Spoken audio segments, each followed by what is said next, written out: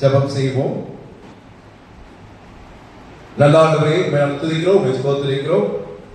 ஆமாண்டவரே, ஒவ்வொரு நாளும் தவறுகளும் தண்டனையும் என்ற தலைப்பிலே எங்களுக்கு காரியங்களை கற்றுக் கொடுத்து வருகிறேன். இந்த நாளிலும் ஒரு மனிதனுடைய வாழ்க்கையில் நான் தவறுகளை ஆராயும் போது அந்த தவறுகள் எங்களுடைய வாழ்க்கையில இருந்தால் நாங்கள் இவைகளை செய்யாதபடி இருக்க உடைய கிருபையை எங்களுக்கு தர வேண்டுமா சொல்கிறோம். உம்மிடத்திலிருந்து எந்த நிலையிலும் நாங்கள் அவர்களை ஒரு தண்டனை கூட பெற்றுக்கொள்ளக் கூடாது. அவர்களை அதுமான ஒரு கிருபையை இந்த வார்த்தை மூலமாக நாங்கள் அவர்களை போதிக்கப்பட்டு நாங்கள் அதன்படி நடக்க எங்களுக்கு அந்த கீழ்படுத்த இருதயத்தை எங்களுக்கு இந்த வார்த்தையுடைய கருத்துல கொடுக்கிறோம். நீர் பேசும் ஆண்டவரை நாங்கள் கேட்கிறோம். இயேசுவுல கேட்கிறோம், அன்புள்ள பிதாவே, ஆமென். ஹல்லேலூயா, ஹல்லேலூயா. கர்த்தர் நல்லவர், அவர் கிருபை ஏற்றுக்கொள்வது. ஹல்லேலூயா. இந்த நாட்டிலே கர்த்தர் நமக்கு கிருபையாய் தருகிறார். அதுதான் உண்மை. ஏனென்றால் ஒரு நாள் வந்தா ஒரு நாள் வர முடியாத சூழ்நிலை நமக்கு இருக்கிறது. ஆனாலும் கர்த்தர் ஒவ்வொரு நாளும் நம்மை அழைத்து வருகிறார்.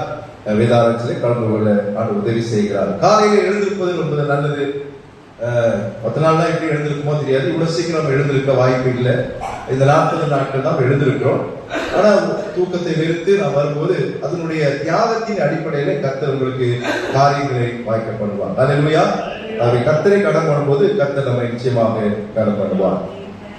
ஒரு குடும்பத்துல கணவனும் மனைவியும் இருப்பாங்க. ஒரு குடும்பத்துல கணவன் புத்திசாலியா இருப்பாங்க, மனைவி கொஞ்சம் கீழே இருப்பாங்க. ஒரு சில இடத்துல கணவன் புத்திசாலியா இருப்பாங்க, மனைவி புத்திசாலியா இருப்பாங்க. கணவன் கொஞ்சம் கம்மியா இருப்பாரு, புத்தி இல்லாம அறிவாளி அப்படி கிடையாது. ஒரு குறைவில் கொஞ்சம் ஒரு விதத்துல ஒரு விதத்துல 2 பேருமே புத்தி உள்ளவர்களாக இருப்பாங்க. எப்படி இருந்தாலும் ஒருவருக்கொருவர் புரிந்து கொண்டு வாழும் போது அதுல ஒரு ஆசீர்வாதங்கள் உண்டு. ஒரு வீட்டுல ஒரு கணவன் மனைவி, அதுல கணவன் கொஞ்சம் எப்பொழுதுமே முன்கோபி, எப்பொழுதுமே கோபப்படுவார். அது மனைவி மேல அதிகமாக கோபம், எதுக்கு எடுத்தாலும் கோபப்படுவார். அந்த மாதிரி ஒரு நபர். ஆனா மனைவி அவங்களை அட்ஜஸ்ட் பண்ணி கொண்டு போகிற ஒரு நல்ல ஒரு குணம் படைத்தவர்.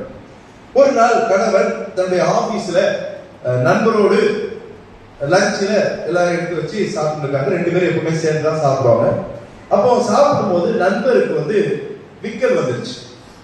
நண்பருக்கு விக்கல் வந்த உடனே அவர் சொல்றாரு, என் மனைவி என்ன நினைக்கிறா போல இருக்குது அப்படின்னு சொல்லி அந்த நண்பர் சொல்றாரு. இப்ப இவன் எடுத்து வாயில சாப்பிடும் போது இவனுக்கு விக்கல் வரல.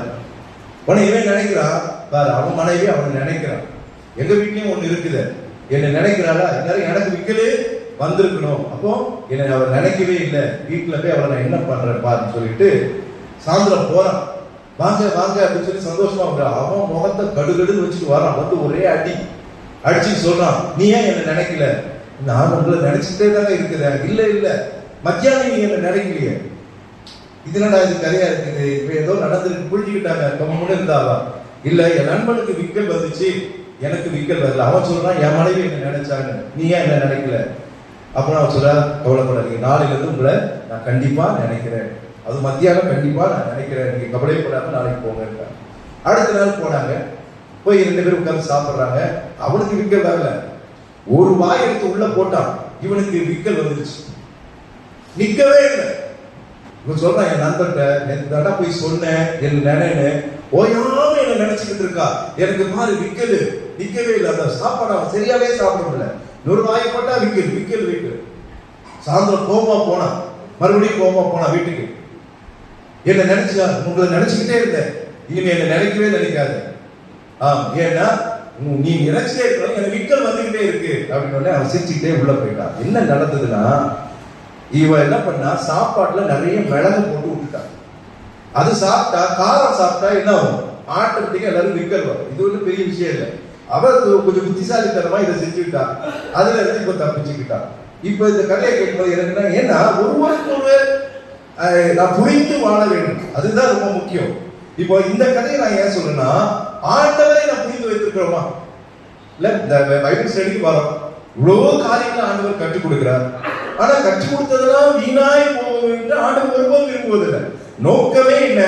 ஆண்டவர் நம்மை நேசிக்கிறார், ஆண்டவர் வார்த்தைகள் தருகிறார், இந்த வார்த்தைகள் நடக்கணும். எனக்கு தெரிஞ்சு நான் வேதத்துல ஒவ்வொரு முறையா படிக்கும் போது தவறு செய்யாத மனிதர்களே கிடையாது. ஏதோ ஒரு விதத்துல ஏதோ ஒரு தவறை செய்கிறார். ஆனா தண்டனை என்பது ஒரு சிலருக்கு தான் கட்ட தருகிறார், ஒரு சிலரை மன்னிக்கிறார் ஆண்டவர். அந்த வரிசையில தான் ஆண்டவருடைய பிள்ளைகள் செய்கிற தவறுகளை நாம் பார்த்து கொண்டே இருக்கிறோம். நேற்றைய தினத்திலே இஸ்ரவேல் ராஜாவுடைய இஸ்ரவேல் ராஜாவும் கடைசி ராஜாவும் யூத ராஜாவுடைய முதல் ராஜாவுமாகிய ரெகபெயாம் என்கிற வாழ்க்கையில அவனுடைய தவறுகளை நாம் பார்த்தோம். இவர் சாலமோனுடைய குமாரன்.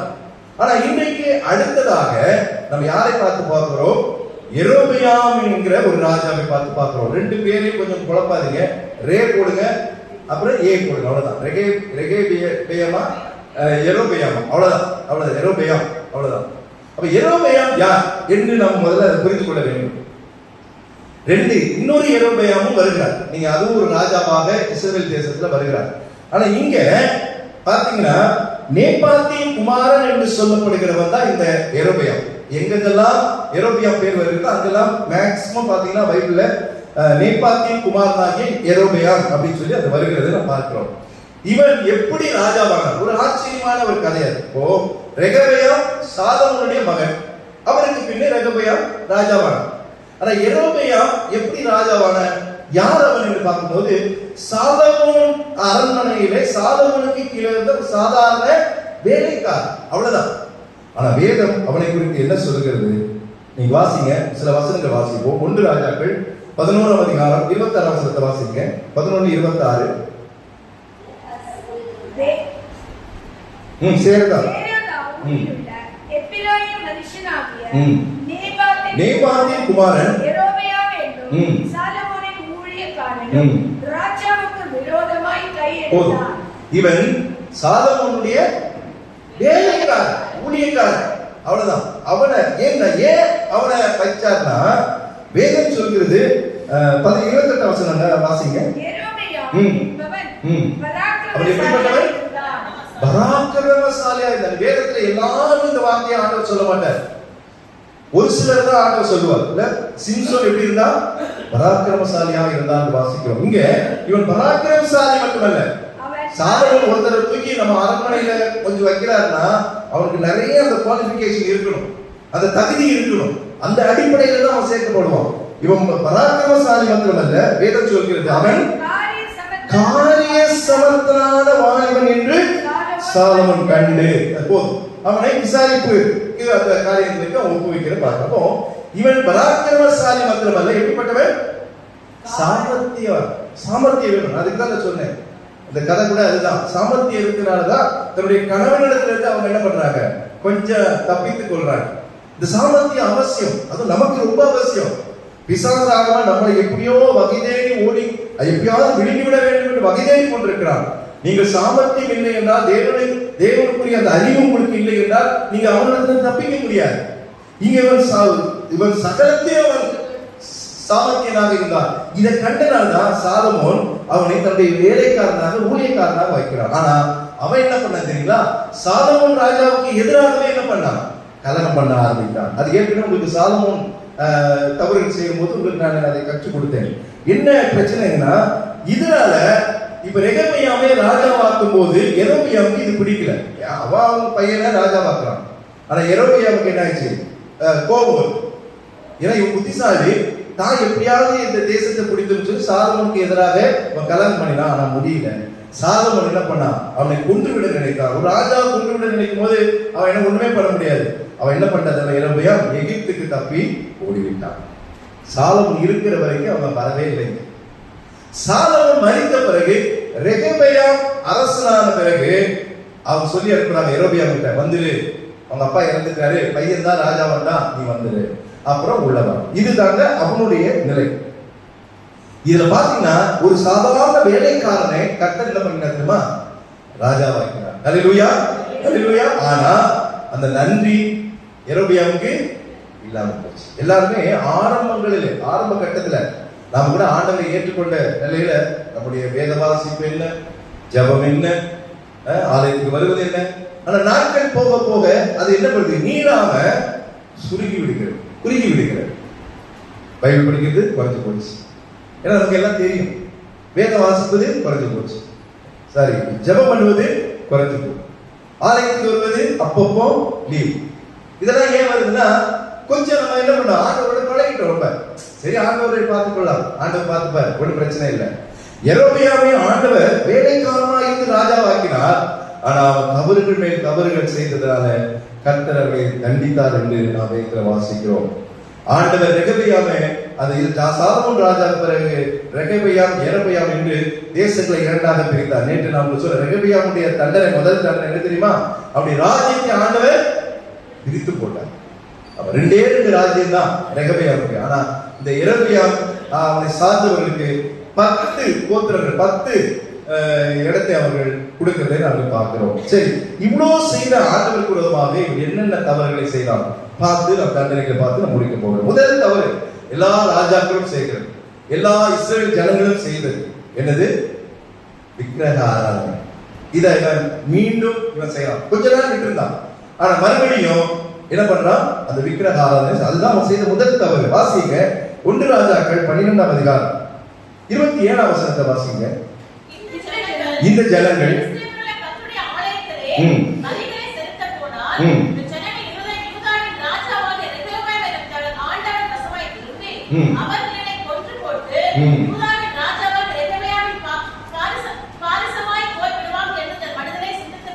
என்னன்னா அவனுக்கு ஒரு சின்ன பிரச்சனை வந்துச்சு.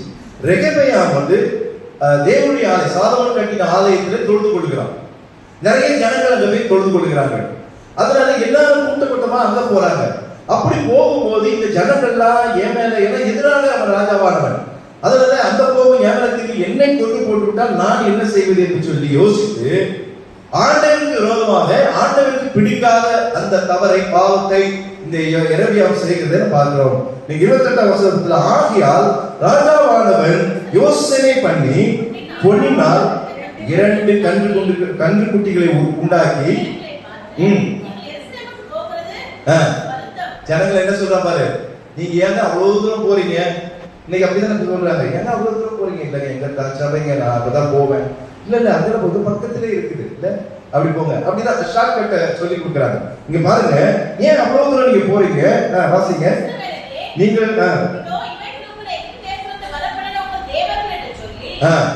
ஒன்று பெத்தேலிலும்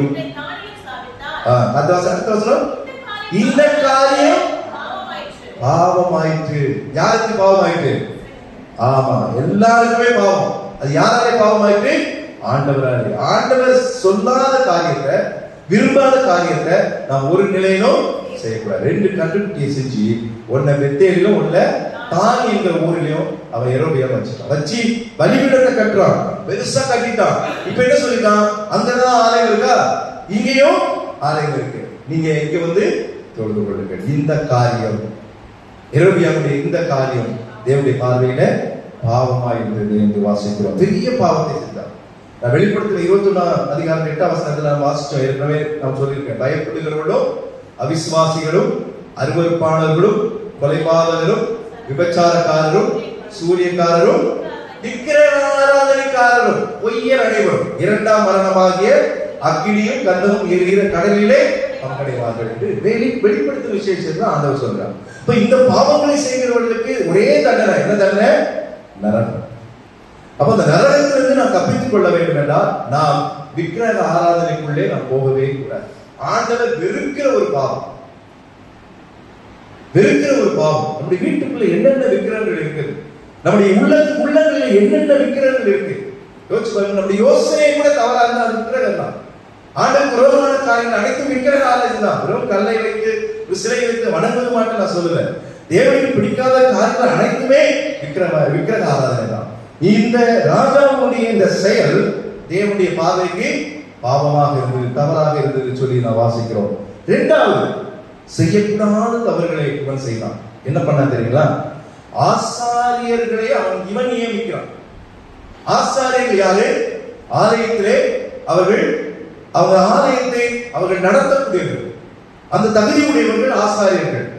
அதை யார் செய்யும் தெரியுமா? தீர்க்கதரிசிகள் தான் ஆண்டவருடைய கேட்டு ஆண்டவர் யாரை சொல்கிறார் அவர்களே என்ன பண்ணோம்?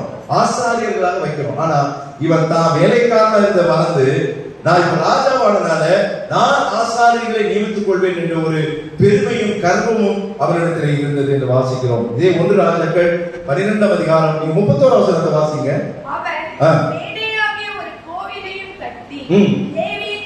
லேவியின் புத்திரனான ஜனத்தில்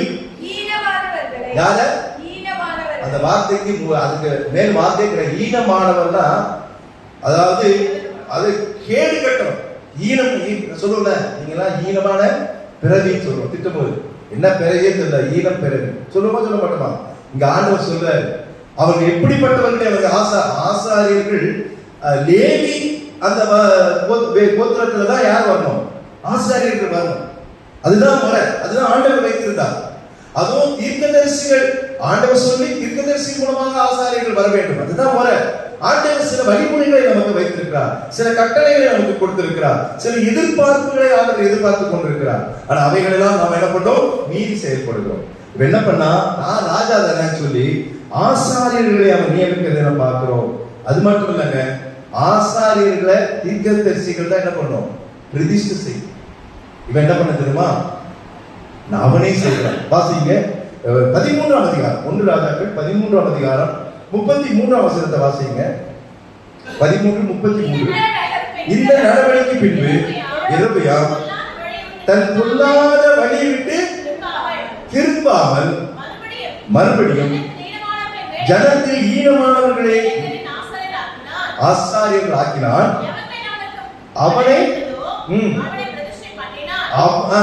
அவனுக்கு யாரெல்லாம் பிடிச்சிருந்ததோ, அவன் எப்படிப்பட்டவன்? ஆசாரியன்னா ஒரு ஊழியத்தை செய்கிற ஒரு போதகன்னா இப்படிதான் இருக்கணும்னு ஒரு வழிமுறை இருக்கு. உங்களை காட்டிலும் ஊழியக்காரர்களுக்கு, போதகர்களுக்கு நிறைய ஆண்டவர் எதிர்பார்ப்பான்.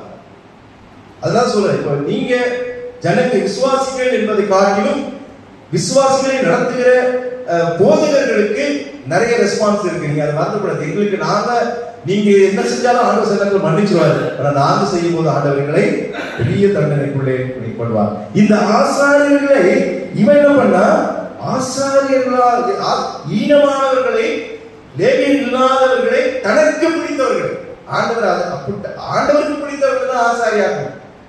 இவன் என்ன பண்றான்? தனக்கு பிடித்தவர்களை ஆசாரியாக்குறான். அப்புறம் அடுத்து தொடர்ந்து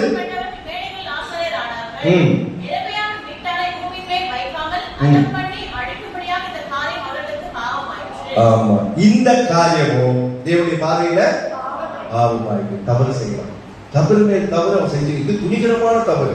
ஒரு ஆசாரியனை நியமிக்க இவனுக்கு ரைட்ஸ் கிடையாது. ஒரு ஆசாரியனை பிரதிஷ்டை பண்ணக்கூடாது. ஒரு ஆசாரியனை தேர்ந்தெடுக்க இவன் செய்யக்கூடாது. ராஜாவா கூட இருக்கட்டும், ஆனா ராஜாவுடைய அந்த வேலைகளை ராஜா செய்யணும், ஆசாரியர்களுடைய வேலையை ஆசாரியர் செய்யணும், தீர்க்கதரிசியுடைய வேலையை தீர்க்கதரிசி. அதை பிரிச்சு வச்சிருக்கிறார். எல்லாத்தையும் எல்லாம் செய்ய முடியாது. அதுதான் ஒழுங்கு, அதுதான் தேவனுடைய பார்வையை நமக்கு தந்த கட்டளை. ஆனா இவன் எல்லாத்தையும் மீறான். ஏன்னா ராஜாவாகிறது யாரு? கர்த்தருங்க. ஒரு வேலைக்காரனா இருந்தா, சாலமோன் வேலைக்காரனா இருந்தா, எகிப்துக்கு தப்பிச்சு ஓடி வழி இல்லாம இருந்தா, ஆண்டவர் இந்த ராஜ்யத்தை பிரிக்க வேண்டும் என்பதற்காக யெரொபெயாமை தெரிந்து கொள்கிறார். ஏன்னா அவன் அப்ப நல்லவனா இருந்தான். அதனால ஆண்டவர் அவனை கொண்டு வருகிறார். கொண்டு வந்து தேசத்தை பிரிக்க வைத்து ரெகொபெயாமும் யெரொபெயாமும் என்று சொல்லி பிரிக்கிறார். ஆனா இவ்வளவு நன்மை செய்கிற ஆண்டவரை இவன் துணிகரத்தினாலே இவன் ஆசாரியர்களாக ஆக்கி தனக்கு பிடித்தவர்களை, இன்னைக்கு அப்படிதானே செய்வோம். நமக்கு ஒரு நல்ல ஒரு போஸ்டிங் வந்துட்டா நமக்கு யாரெல்லாம் பிடிக்குமோ, நமக்கு யாரெல்லாம் வேண்டுமோ அதெல்லாம் என்ன பண்ணுவோம்? அந்த போஸ்டிங்ல போடுவான். அது பொதுவா நடக்குது.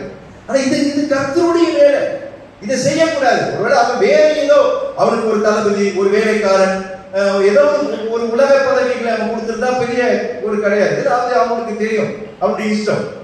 சாலமோன் அதனாலதான் யெரொபெயாம் தன்னுடைய வேலைக்காரனா வச்சிருந்தான். ஏன்னா அவன் புத்திமானா இருந்தான், சாமர்த்தியனா இருந்தான். இந்த யெரொபெயாம், இந்த சாமர்த்தியம் இப்ப அவனுக்கு எப்படி ஆயிடுச்சு? ஆண்டவருக்கு விரோதமாக போகக்கூடிய நிலைமைக்கு வந்துருச்சு. என்ன பண்ணா, ஆசாரியர்களை அவன் நியமித்து அவர்களை பிரதிஷ்டை செய்கிறார். இந்த காரியம் தேவனுடைய பார்வைக்கு பாவமாக இருந்து வாசிக்கிறோம். அது மாத்திரம் இல்லைங்க, தேவன் சில நாட்களை குறித்து வைத்திருக்கிறார். பண்டிகை கொண்டாடப்பட வேண்டும். பழைய பணி காலத்துல பண்டிகை கொண்டாடப்பட வேண்டும் என்று சொல்லி என்ன பண்ண, சில நாட்களை ஆண்டவர் குறித்து வைத்திருக்கிறார். அந்த நாட்களிலே எல்லாம் ஆலயத்தில் அவர்கள் கூடி அந்த பண்டிகையை சிறப்பாக கொண்டாடுவாங்க. இப்ப கூட நீங்க வருஷத்துக்கு ஒருக்க ஒவ்வொரு கிராமங்களையும் ஒவ்வொரு சபைகள் பாத்தீங்கன்னா சிறப்பா அதை கொண்டாடுவாங்க. இந்த ஆலய பிரதிஷ்டை மற்ற காரியங்கள் இதெல்லாம் கொண்டாடுவாங்க. நாட்களை நாம் குறித்து வைத்துக் கொண்டு நாங்கள் எப்படி செயல்படுகிறோம். அப்படிப்பட்ட அந்த நாளிலே இவன் துணிகரமாக என்ன பண்ணா, ஆண்டவருக்கு செலுத்த வேண்டிய அந்த பலிகளை ஆண்டவருக்கு செலுத்தாமல் என்ன பண்றா, மற்ற தெய்வங்களுக்கு அதே நாளிலே அவர் செய்யறான். ஆண்டவருக்கு செய்யறான், செஞ்சிட்டு மற்ற அதுதான் நினைக்கிறேன். படிங்க, படிச்சா தெரிஞ்சு நமக்கு. 1 ராஜாக்கள் 12ஆம் அதிகாரம் 32ஆம் வசனத்தை வாசிங்க. யூதாவின் ஆசரிக்கப்படும் பண்டிகை கொப்பான 8ஆம் மாதம் 15ஆம் தேதியிலே யெரொபெயாம் ஒரு பண்டிகையை கொண்டாடி பலிபீடத்தின் மேல் பலியிட்டார். அப்படியே பெத்தேலிலே தான் உண்டாக்கின கன்று குட்டிகளுக்கு பலியிட்டு தான் உண்டு பண்ணின மேடைகளின் ஆசாரியர்களை பெத்தேலிலே ஸ்தாபித்தார். போதும் பாத்தீங்களா? அவன் இல்ல இவனே ஒரு பண்டிகையை என்ன பண்றான்? அதே நாள்ல இவன் ஒரு பண்டிகையை வைத்து இவன் என்ன பண்றான்? பெத்தேலிலும் தானிலும் இந்த பண்டிகையை கொண்டாடுறான். ஏன்னா அங்கதான் என்ன பண்ணிருக்கான்? 2 கன்றுக்குட்டிகளை ஸ்தாபித்து ஒரு ஆலயத்தை, ஒரு பலிபீடத்தை கட்டி வைத்திருக்கிறான்.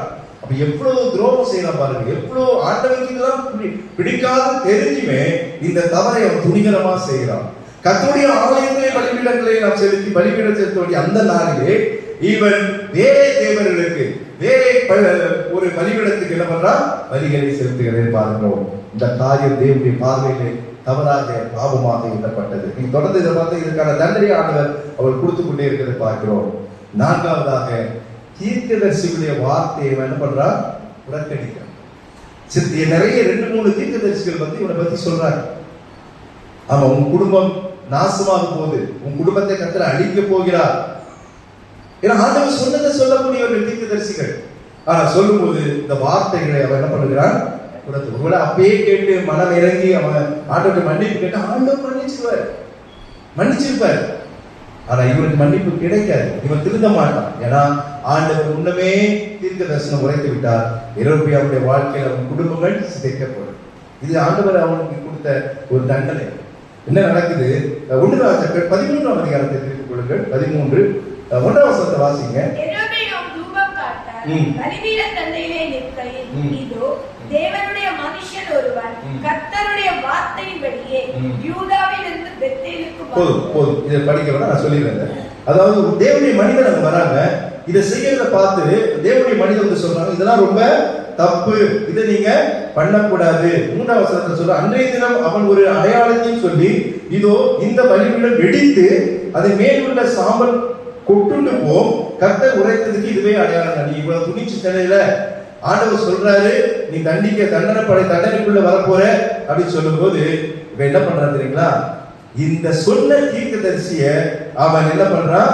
பிடித்து அவனை கொண்டு விடும்படியாக 4ஆம் அதிகாரத்திலே அந்த 4ஆம் வசனத்திலே பாதியிலே வாசிக்கும் போது நம்ம பெத்தேலில் இருக்கிற அந்த பலிபீடத்துக்கு எதிராக தேவனுடைய மனுஷன் கூறின வார்த்தையை ராஜாவாகிய யெரொபெயாம் கேட்டபோது அவனை பிடியுங்கள் என்று சொல்லி இதோ நித்தியம், அப்புறம் தண்டனைக்கு நாம் போக முடியும். அப்போ இப்பேற்பட்ட தவறுகளையும் பாவங்களையும் செய்து கொண்ட யெரொபெயாம ஆண்டவர் என்ன பண்ணுவாரு? கண்டிப்பா தண்டிப்பார். ஏன்னா ஆண்டவருக்கு பிடிக்காத என்னென்ன உண்டோ எல்லாத்தையும் யெரொபெயாம் சொல்றார், செய்யறார். எங்க இருந்தோம், இன்னைக்கு எங்க ஆண்டவர் கொண்டு வைத்திருக்கிறார்? இந்த நன்றி கூட இல்லாத யெரொபெயாம் ராஜாவாகிறதுக்கு தகுதி இல்லாதவர். ஏன்னா வம்சமாக ரெகொபெயாம் அப்படிதான் வந்திருக்கிறோம். ஆனா சாலமோன் செய்த தவறினாலே ரெகொபெயாமையும் யெரொபெயாம் என்று ராஜ்யங்களை 2ஆக ஆண்டவர் பிரித்து யெரொபெயாமை ஆண்டவர் வேலைக்காக ஸ்தானத்திலிருந்து ஆண்டவர் கொண்டு வந்தார். ஆனா இன்றைக்கு அவன் தவறுகளை அதிகமாக விக்கிர ஆராதனை செய்து ஆசாரியர்கள் நியமித்து தேவன் குறித்த அந்த பண்டிகை நாளிலே வேறொரு தெய்வத்துக்கு பலியிட்டு தீர்க்கதரிசியுடைய வார்த்தைகளை அவன் புறக்கணித்தான். நடந்தது என்ன தெரியுமா? தண்டனை ஆண்டவர் கொடுத்தாங்க. இந்த பலிபீடத்துல இவனை பிடியுங்கள் என்று சொன்னாங்க. சொன்ன உடனே என்ன நடக்குது? 4ஆம் வசனத்தை வாசிங்க. இல்ல 1 ராஜாக்கள் 13:4. நீட்டினான். பாருங்க என்னாச்சு? பிடிங்க, அவனை பிடிங்க என்று சொல்லியிருக்கான். கை என்னாச்சு? இப்படியே நின்று போச்சு. மடக்க முடியும், இறக்க முடியாது, தூக்க முடியாது, மடக்க முடியாது. ஆமா, கை முடங்கி விட்டது. அந்த பலிபீடம் வெடித்தது. நடந்தது, நீங்க வீட்டுல போய் படிச்சு பாருங்க. பலிபீடம் வெடித்து சாம்பல்லாம் சிதறி அந்த மனுஷன் சொன்ன தேவனுடைய ஊழியக்காரன் சொன்னது அது நிறைவேறுகிறது. இவனுடைய கை அப்படியே நின்று போச்சு. உடனே பாக்குறான், ஐயோ பெரிய தப்பு பண்ணிட்டுமே. நமக்கு தண்டனை வந்தாதான் நமக்கு தப்பு உணர்வோம். தண்டனை வராத வரைக்கும் எந்த தப்பையும் நம்ம என்ன பண்ணோம் நினைக்கவே மாட்டான், தப்பாவே தெரியாது. கை நின்று போச்சு. உடனே 6ஆம் வசனத்துல அவன் ஜெபிக்க சொல்றான். இவன் ஜெபிச்சா கேட்காது தெரியும் அவனுக்கு. உன் தேவனுடைய ஊழியக்காரனை பார்த்து எனக்காக நீங்கள் மன்றாடுங்கள் என்று சொல்றான். நீங்க 6ஆம் வசனத்தை வாசிங்க. அப்பொழுது ராஜா தேவனுடைய மனுஷனுக்கு பிரதியுத்தரமாக, நீ உன் தேவனாகிய கர்த்தருடைய சமூகத்தை நோக்கி வேண்டிக் கொண்டு என் கை முன் போலிருக்கும்படி எனக்காக விண்ணப்பம் பண்ண வேண்டும் என்றான். அப்பொழுது தேவனுடைய மனுஷன் கர்த்தருடைய சமூகத்தை நோக்கி வருந்தி விண்ணப்பம் செய்தார். ராஜாவுடைய கை செகண்ட் அவ்வளவுதான். கொஞ்ச நேரம் ஆண்டவர்கிட்ட அவன் மன்னிப்பு கேட்ட உடனே அவன் ஜெபம் பண்றான். தேவனுடைய மனுஷன், ஐயோ ராஜாவுக்கு வேணாம், மன்னிச்சிருங்க, கெஞ்சிரான், விழுந்துட்டான், ஜெபம் பண்ண ஆரம்பிச்சுட்டான், திந்திட்டான். ஆண்டவர்கிட்ட சொன்ன உடனே அவன் என்ன பண்ணாரு? கையை சரி பண்ணிட்டார். தண்டனை அந்த ஒரு அட்லீஸ்ட் ஒரு காலவராத அந்த தண்டனை அவன் என்ன பண்ணிருப்பான்?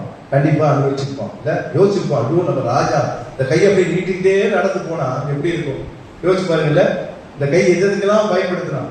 இல்ல பலிபீடத்துக்கெல்லாம் ஆசாரியர்கள் அந்த ஆண்டவர் அந்த கையை தான் பார்த்த இந்த கையை வச்சுதான் என்ன கையை மருந்து போக செய்தார். முடக்கி பண்ணினார். நடக்க முடியல அவனால. என்ன அப்படி ஆயிடுச்சு? என்ன வியாதி? எப்படி ஒரு செகண்ட்ல நடக்குது பாருங்க.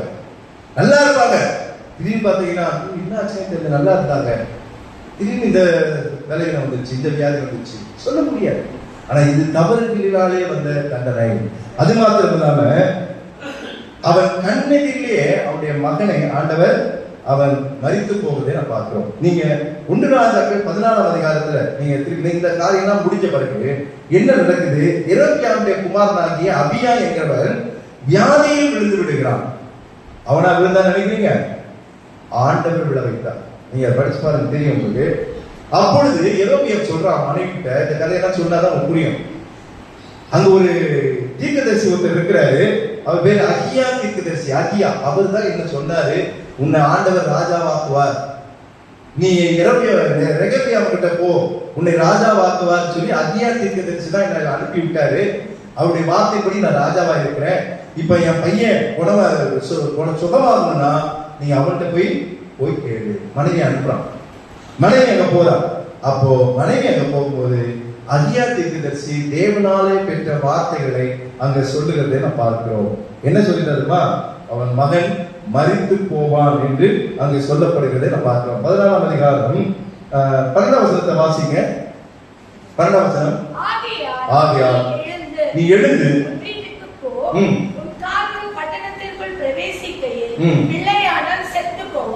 இவன் குணமாகணும்னு சொல்லி வரான். கொண்டாட்டி அனுப்புறான். ஆண்டவர் அங்க சொல்லிட்டாரு. அது கூட வேஷமாறி வருகிறார். அவன் மனைவி ராணியும் தெரியக்கூடாதுன்றதுக்காக வருகிறார். ஆனா ஆண்டவர் அகியா தீர்க்கதரிசி சொல்லிட்டாரு, எரோபியாவுடைய மனைவி வந்திருக்கிறா, நீ போ அப்படின்னு சொல்லி அனுப்புற. நீங்க வீட்டுல நான் சொல்ற காரியம்னா நான் எல்லாத்தையும் இந்த 30 நிமிஷத்துல அடக்க முடியாது. நீங்க இந்த தியானங்களை வீட்டுல போய் படிக்கணும். அப்பதான் நிறைய காரியங்களை கற்று. எனக்குலாம் இதுல புரியாத காரியங்கள் நிறைய இருந்தது. ஆனா நான் படிக்க உங்களை விளக்க வேண்டும் என்பதற்காக வசனங்களை நான் ஆராய் எனக்கு நிறைய காரியங்களை ஆண்டவர் கற்றுக் கொடுக்கிறார். இந்த காரியங்கள்லாம் எனக்கு தெரியாமல் இருக்குது, இப்படிலாம் நடந்திருக்கு. ஆனா அகியா தீர்க்கதரிசி சொல்றாரு, இல்ல அவன் நினைக்க மாட்டான், பையன் செத்து போயிடுவான். நடந்ததா இல்லையா? 17ஆம் வசனத்தை வாசிங்க. அப்பொழுது ஏரோபியாவின் மனைவி அவள் வாசல் படி வருகையில் கரெக்டா ஆண்டவர் வச்சிருந்தாரு உயிரை. இவ வாசல்ல கால் வச்ச உடனே அபியா இருக்கிற அவனுடைய மகன் செத்து போவான். அகியா தீர்க்கதரிசி சொன்னாரு, பையன் செத்து போயிடுவார். ஒருவேளை நினைச்சிருப்பா இன்னும் கொஞ்ச நாள் இருந்து இல்ல ட்ரீட்மெண்ட்லாம் கொடுத்து கொஞ்ச நாள். இவ வாசல்ல கால் வச்ச உடனே அவன் பையன் எவ்வளவு பெரிய தண்டனை யோசிச்சு பாருங்கள. ஏன்னா தேவன் விரும்பாத தவறுகளை செய்தவர் இந்த எரோபியாம். அப்ப ஆண்டவர் அவனை தண்டிக்கிறத பார்க்கிறோம். அவன் மட்டும் இல்லைங்க, இந்த குடும்பத்துக்கே சாபம். ஆண்டவர் சொன்னார்.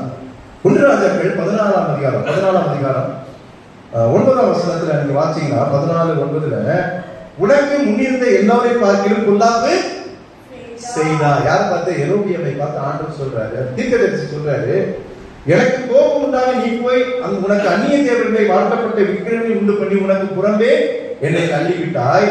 என்னது? ஆகியால் இதோ நான் எரோபியாமுடைய வீட்டின் மேல் பொல்லாப்பை வரப்பண்ணி, நல்ல கவனிங்க, அவன் மேல் அல்ல, அவன் வீட்டின் மேல் பொல்லாப்பை வரப்பண்ணி. அப்படியே வாசிங்க. எரோபியாமுக்கு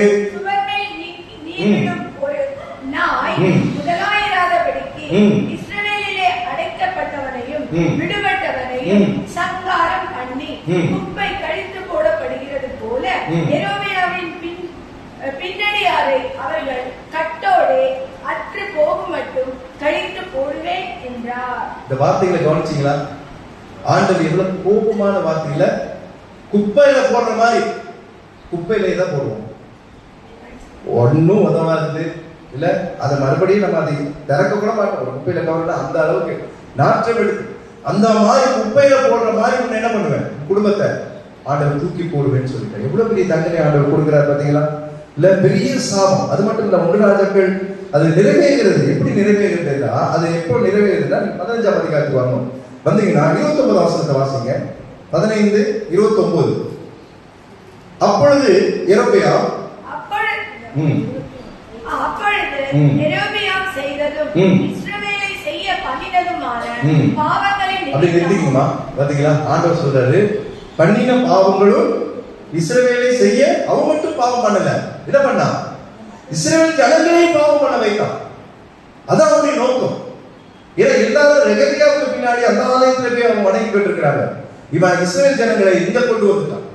இன்னைக்கு அப்படிதான் கூட்டங்கள் சிதறி கொண்டிருக்கிறது. அங்கே எங்கேயோ எதையோ போய் பார்த்து நமக்கு நல்லது நடக்காதா ஓடிக்கிட்டு இருக்கிற கூட்டங்கள்.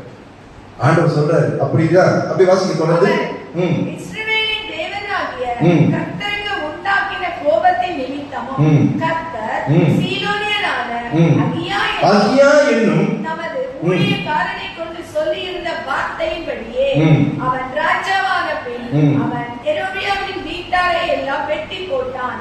யெரொபெயாமுக்கு இருந்த சுவாசமுள்ளதொன்றையும் அவன் அழிக்காமல் விடவில்லை. பாத்தீங்களா எவ்வளவு கொடுமை? எல்லாத்தையும் வெட்டி போட்டான், எல்லாரையும் வெட்டி போட்டான்.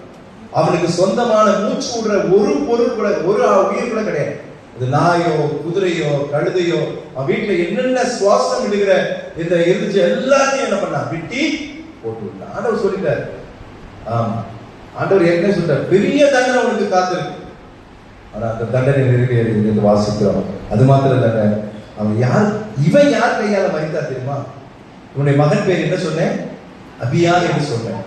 அதே பெயருடைய ஒரு ராஜாவுடைய கையினாலே இந்த யெரொபெயாம் வெட்டுண்டு செத்தான் என்று வாசிக்கிறோம். 2 நாளா. அதுக்கு நீங்க எங்க போகணும்னா, நீங்க பாத்தீங்கன்னா ராஜாக்களிலே வரும் இவர்களுடைய கதை, 4ஆகமத்திலும் வரும். நீங்க அதை 4ஆகமத்துல இன்னும் கொஞ்சம் விவரமா வரும்.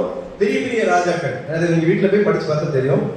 2 நாளாகமம் 13ஆம் அதிகாரம் 19 வசனத்தை வாசிங்க. 2 நாளாகமம் 13ஆம் அதிகாரம் 19 வசனம். அபியா யெரொபெயாமை பின்தொடர்ந்து அவனுக்கு உண்டான பட்டணங்கள் ஆகிய பெத்தேலையும் அதன் கிராமங்களையும், எஷானாவையும் அதன் கிராமங்களையும், எப்ரோனையும் அதன் கிராமங்களையும் பிடித்தான். அப்புறம் அபியாவின் நாட்களில் யெரொபெயாம் அவன் வேதம் அவனை ஃபர்ஸ்ட் என்ன சொல்லுச்சு? பராக்கிரமசாலி. இப்ப என்ன போயிடுச்சு? அவன் பலம் இல்ல, அவனுடைய பலத்தை ஆண்டவர் என்ன பண்ணார்? எடுத்துட்டார். கர்த்தர் அவனை அடித்ததினால் மரணம் அடைந்தான். கர்த்தரே அவனை அடிக்கிறார். எந்த அவனுடைய மகன் பேர் என்ன சொன்னேன்? அபியா. அதே அபியாங்கிற ராஜாவிடத்துலதான் என்ன பண்றான்? மாட்டிக்கிறான்.